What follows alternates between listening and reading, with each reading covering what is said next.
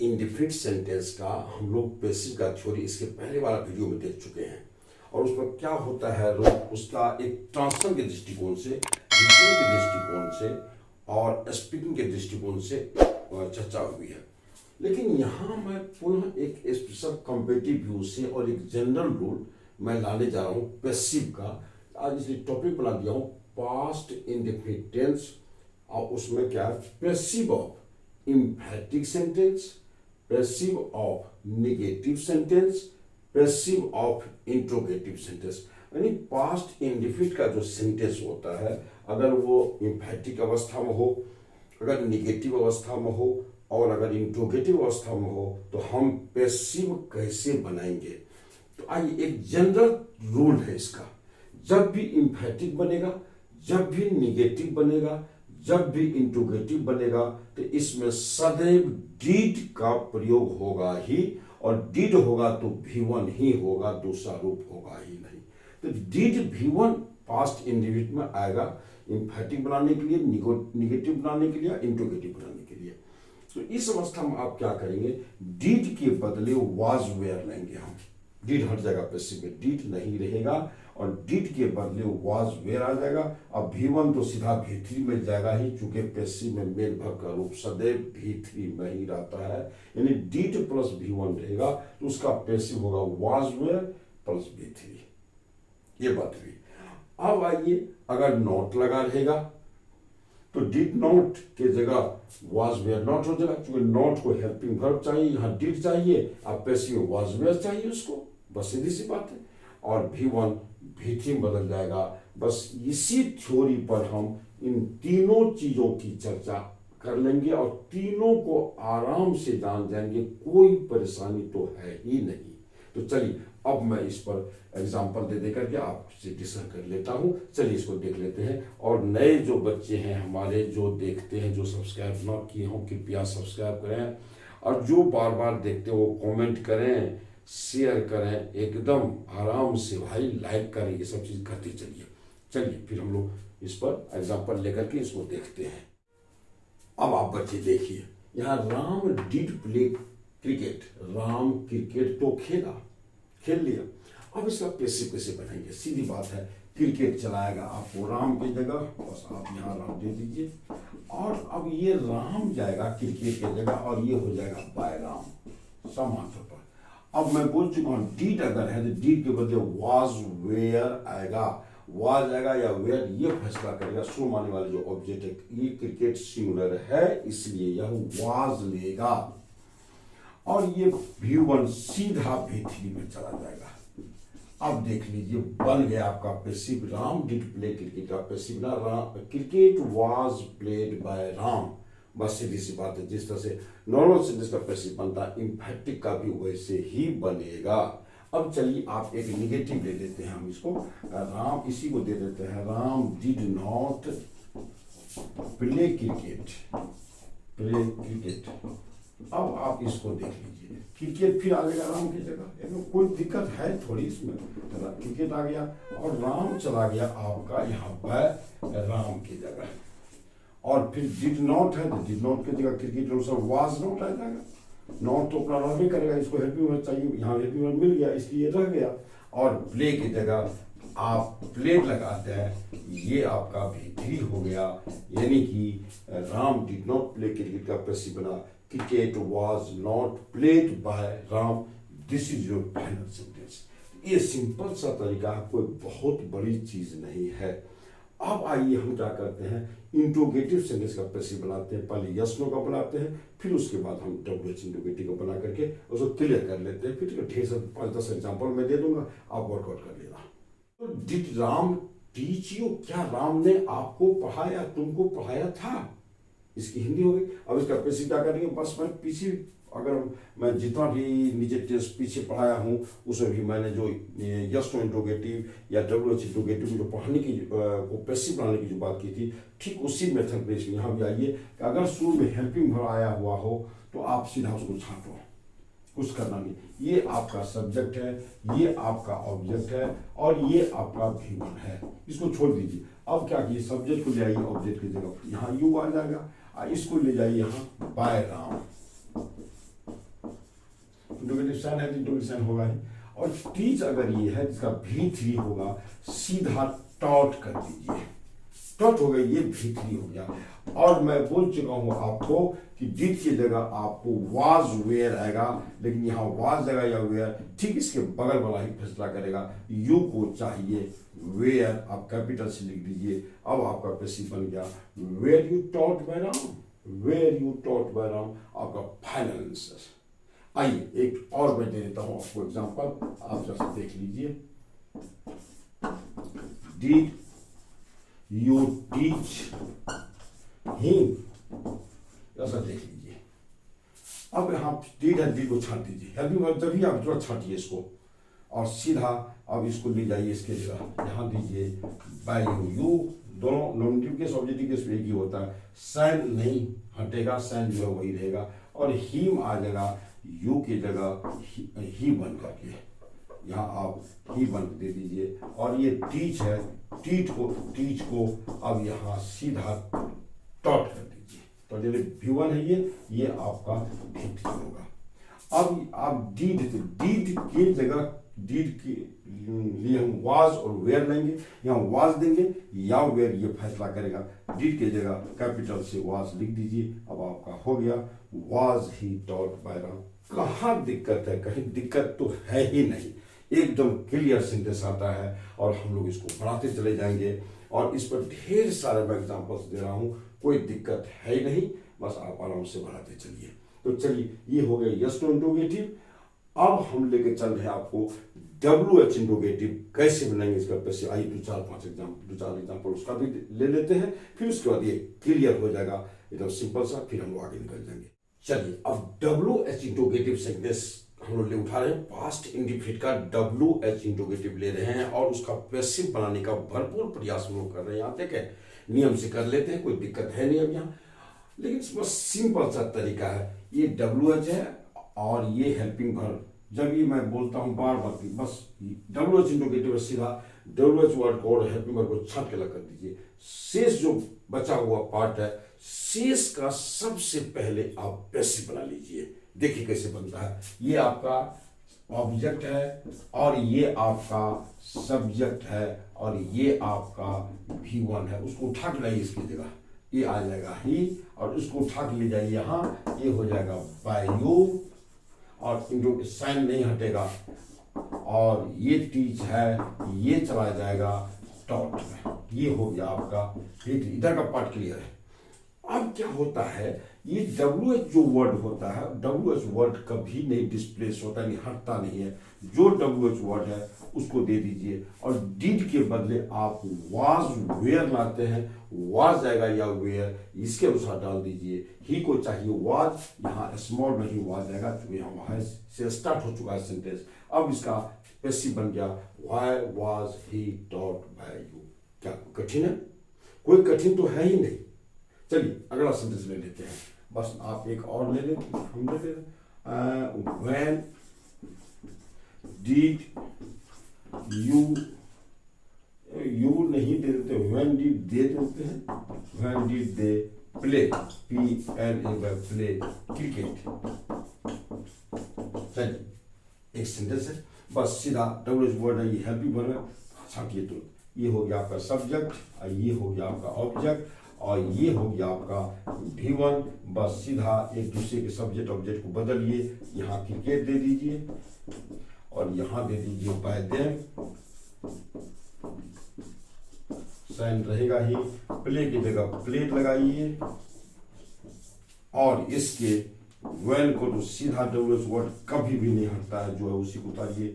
Did के जगह was लगाए, वेयर हम क्रिकेट के अनुसार यहाँ वाज दे देंगे, बस बन गया When was cricket played by them। देख लीजिए एकदम आसान तरीका, कोई दिक्कत तो है ही नहीं, बस आराम से बनाइए। चलिए मैं एक आध और सेंटेंस को उठाता हूँ। हाँ, इसमें कुछ चर्चा करने की WH में मैं हु पर भी चर्चा करूंगा, हाउ मेनी भी चर्चा करूंगा। सिंपल चर्चा में करके इसको निकाल देता हूँ, आपको कोई दिक्कत है नहीं।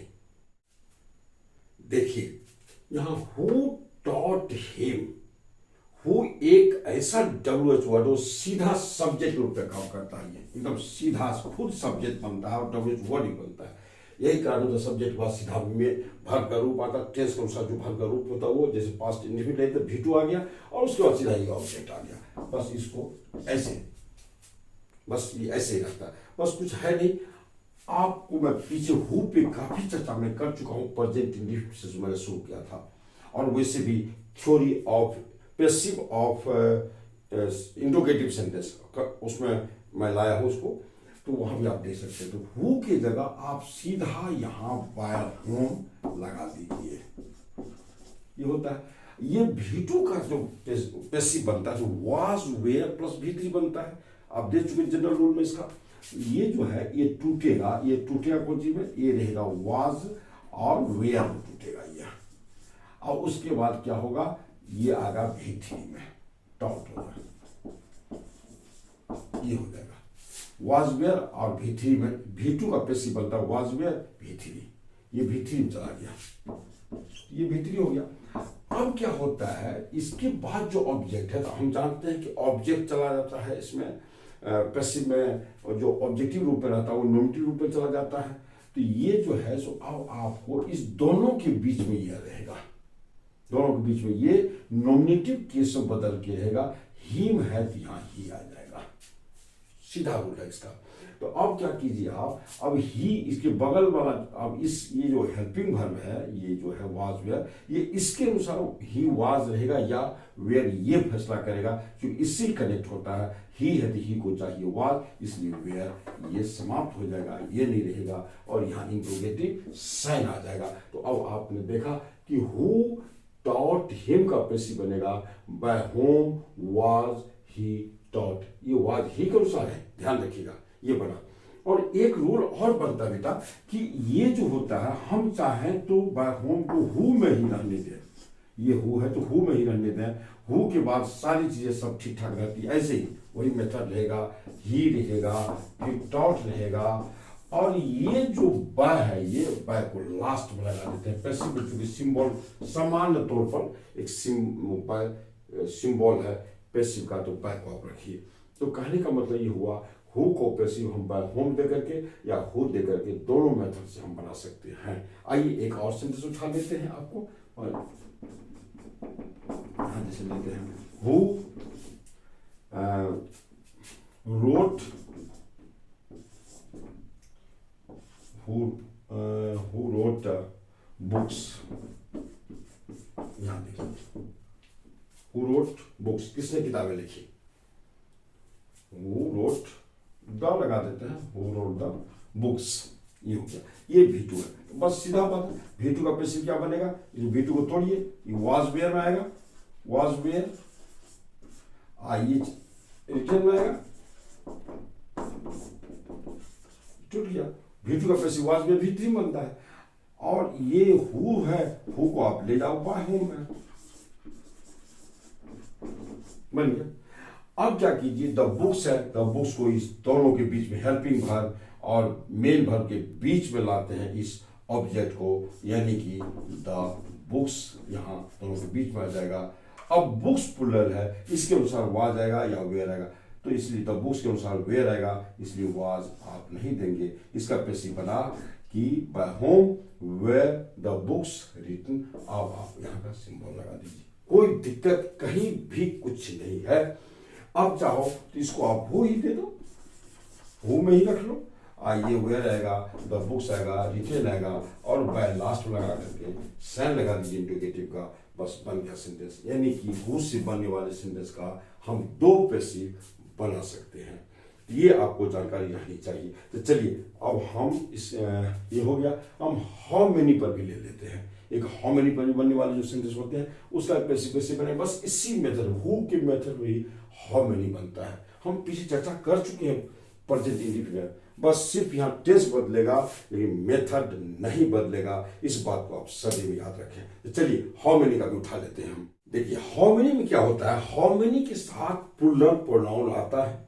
यहाँ देखिए सॉरी प्लुरल नाउन आता है, प्लुरल नाउन आ चुका है। ये प्लुरल नाउन सब्जेक्ट भी बनता है और ऑब्जेक्ट भी बनता है। तो सब्जेक्ट ये बन के यहाँ आया है, क्योंकि सब्जेक्ट बनने का मैं बता चुका हूँ हाउ मेनी कब के साथ आने वाला नाउन कब सब्जेक्ट बनेगा और कब ऑब्जेक्ट बनेगा, तो मैं थ्योरी पीछे दे चुका हूँ, वीडियो मेरा आ चुका है, कृपया आप वहां जाकर के देख लें।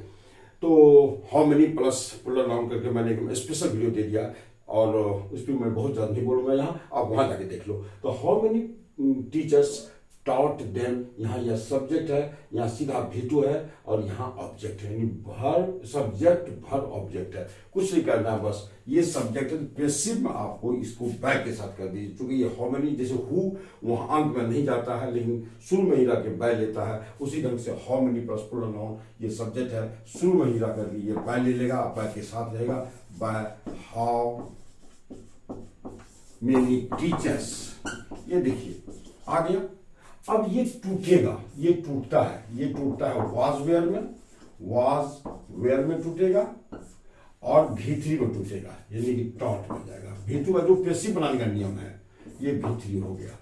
अब ये दोनों के बीच में ये आपका नॉमिनेटिव केस बन करके आता है, ऑब्जेक्टिव केस में जो है बदल जाता है पैसिव नॉमिनेटिव केस में। आप यहाँ दे दीजिए दे, अब दे के अनुसार ये वाज जाएगा या वेयर, ये फैसला करेंगे, ये को इसको इससे कनेक्ट करके बनाते हैं पैसिव, इसी से इसको कनेक्ट करके पैसिव बनाते हैं, यानी इसके अनुसार ये पैसिव बनता है। तो इसके अनुसार पैसिव बनेगा तो दे के लिए वेयर आएगा, वाज नहीं आएगा, यहाँ इंट्रोगेटिव साइन हो जाएगा, आपका पैसिव रेडी हो गया।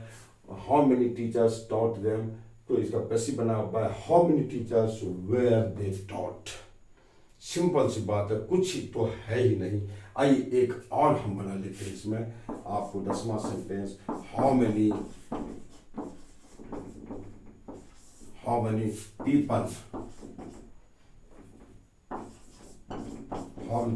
Worked, how many people helped, HELPED, helped, how many people helped him कर देते हैं आपको, यहाँ देख लीजिए। How many people helped him, ये सब्जेक्ट हो गया, ये वर्ब हो गया, ये V2 है और ये आपका ऑब्जेक्ट है, इसमें कुछ भी नहीं है, इसमें लगा दीजिए bye how many people, bye how many people.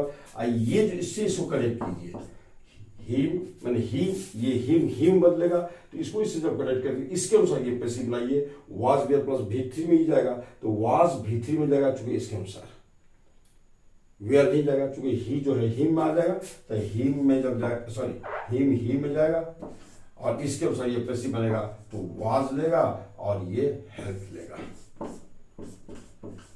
बस ये टूटा, वाज वेयर V3 टूटेगा, दोनों के बीच में ये ऑब्जेक्ट आ जाएगा, अपने नॉमिनेटिव केस में रहेगा, तो इसलिए इसका ये जो है इसके अनुसार आया। तो bye how many people was he help, ध्यान रखिएगा इसके अनुसार वर्ब नहीं आएगा, क्योंकि बाय लग जाता, जिस नाउन से पहले प्रीपोजिशन लगता है, जिस प्रोनाउन से पहले प्रीपोजिशन लगता है उसके अनुसार वर्ब होता ही नहीं है। मन में बात अगर उठती होगी कि आखिर इसके अनुसार क्यों नहीं वर्ब आएगा, तो इसीलिए इसके पहले जो प्रीपोजिशन लग जाता है बाय, इसलिए इसके अनुसार वर्ब नहीं आएगा, वर्ब इसके अनुसार आएगा, क्योंकि ही ये ऑब्जेक्ट पैसिव में जो ऑब्जेक्ट होता है वही सब्जेक्ट की भूमिका करता है, उसी के अनुसार ये वर्ब का रूप बदलता है। तो चलिए आपने ये देखा, अब हम आपको दे देते हैं यहाँ एक ऑब्जेक्ट बनने, हाउ मेनी के साथ ये सब्जेक्ट था, सब्जेक्ट बनने वाला नाउन को लाए, अब हाउ मेनी के साथ ऑब्जेक्ट बनने वाले नाउन दे करके हम पैसिव बना देते हैं, ये क्लियर हो जाएगा आपको। तो आइए अब देख लीजिए इसको, how many students did he teach, ये इस सेंटेंस में हाउ मेनी के साथ स्टूडेंट्स है, ये ऑब्जेक्ट है और ये सब्जेक्ट है, और ये सब्जेक्ट ये ऑब्जेक्ट कैसे हो गया, आप जाकर के देख लीजिए मेरा video, how many plus plural noun किस किस भूमिका में होता है, आप वहां देख लीजिए, क्लियर हो जाएगा। यहाँ ऑब्जेक्ट है और ये सब्जेक्ट है। अब क्या है, तो पैसिव में ऑब्जेक्ट के अनुसार ही तो वर्ब आएगा, तो होता है क्या, जब ऑब्जेक्ट ही बनता है तो सीधा आप उसको जगह पर ही रखिए, हाउ मेनी स्टूडेंट्स कर दीजिए, हाउ मेनी स्टूडेंट्स कर दीजिए।